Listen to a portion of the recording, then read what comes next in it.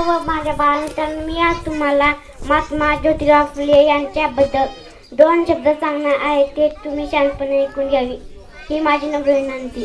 महात्मा ज्योतिराव फुले हे थोर पुरुष व समाज सुधारक होते. त्यांनी या देशात स्त्री शिक्षणाचा पाया घातला. या देशातील गोरगरिबांना दलितांना शिक्षण मिळावे यासाठी त्यांनी आपले संपूर्ण आयुष्य देशासाठी दिले.